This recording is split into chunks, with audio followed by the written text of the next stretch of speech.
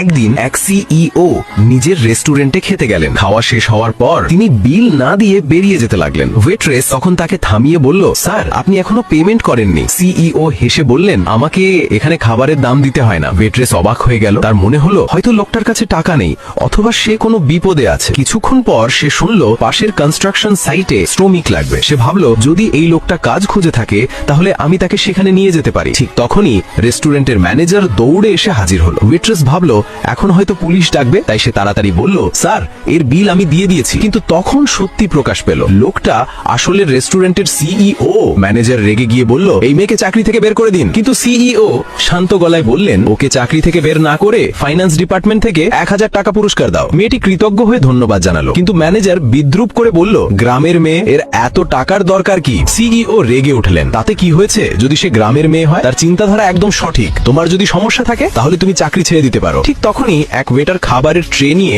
পাশ দিয়ে যাচ্ছিল। মেয়েটির পা পিছলে যাচ্ছিল। সিইও তাড়াতাড়ি তাকে ধরে ফেললেন। দুজনের মধ্যে কিছুক্ষণের নীরবতা, একটা অদ্ভুত অস্বস্তি। তারপর দুজনেই আলাদা হয়ে গেলেন। সন্ধ্যায় কাজ শেষে মেয়েটি তার মায়ের জন্য ফোন কিনতে গেল। দোকানের সেলস ক্লার্ক তার পোশাক দেখে তাকে অপমান করলো। বলল, আপনার মতো লোক এখানে ফোন কিনলে আমাদের দোকানের ইমেজ খারাপ হবে। মেয়েটি বলল, ম্যানেজারকে ডাকুন। কিন্তু ক্লার্ক হাসতে লাগলো এবং সিকিউরিটি ডেকে আনলো। ঠিক তখনই সেই সিইও দোকানে ঢুকলেন। ক্লার্ক তাড়াতাড়ি বলল, স্যার এই মেয়েটা ঝগড়া করছে। সিইও রেগে বললেন, লজ্জা হয় না তোমার? আজ থেকেই তুমি এই দোকানে কাজ করবে না। তারপর তিনি তার অ্যাসিস্ট্যান্টকে বললেন, এই মেয়ের জন্য 2টা সবচেয়ে দামি ফোন নিয়ে আসো। মেয়েটি না করে বলল, এত দামি ফোন আমি নিতে পারবো না। তখন সিইও সেই লাইনটা বললেন যেটা তার হৃদয় ছুঁয়ে গেল, যারা আমার সুরক্ষায় আছে তাদের কাউকে কখনো ছোট করা যাবে না। তোমার কষ্ট আর